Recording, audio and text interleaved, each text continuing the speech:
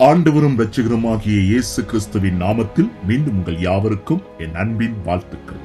ஆதியாகமத்தின் புஸ்தகம் 5வது அதிகாரம் 3வது வசனம்.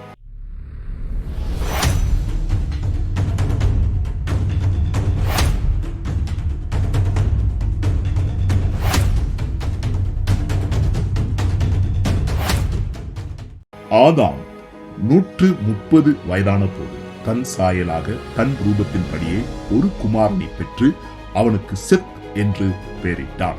நாம் இந்த இடத்துல பார்க்கிறோம், ஆதாம் தன்னுடைய 130வது வயதிலே தன் சாயலின்படி ஒரு குமாரனை பெற்றெடுத்தார். அவன் பேர்தான் செத். இந்த ஆதியாகமம் 5வது அதிகாரத்தை பார்க்கும் பொழுது இந்த செத்துடைய பரம்பரையை குறித்து நாம் பார்க்கலாம்.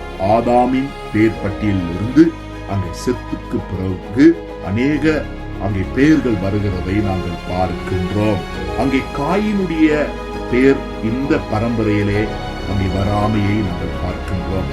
காரணம், அவன் தேவனுடைய சத்தத்துக்கு செவி கொடுக்கவில்லை, சித்தத்தை செய்யவில்லை. தேவ சங்கத்தை விட்டு அவன் வழிவிலகி போய்விட்டான். தேவ சித்தம் செய்ய, தேவ விருப்பத்தின்படி நடப்பதற்கு, தேவனை மகிமைப்படுத்துவதற்கு தேவன் ஒரு சந்ததியை எழுப்புகிறார். அது செத் என்கிற ஒரு மனுஷனிலிருந்து வரக்கூடிய ஒரு பரம்பரையாக அங்கே பார்க்கிறோம். இந்த பரம்பரையில தான் நாங்கள் பார்க்கக்கூடியதா இருக்கின்றது. அங்கே ஏனோக்கு என்கிற மனிதர் அங்கே வருகிறார். அவன் தேவனோடு சஞ்சரித்த மனுஷனாக இருக்கிறார். அங்கே ஏனோக்கு பிறகு அங்கே அவனுடைய மகன் மெத்துசலா அங்கே வருகிறதை நாங்கள் பார்க்கிறோம். அதற்கு பிறகு லாமேக்கு வருகிறதை பார்க்கிறோம்.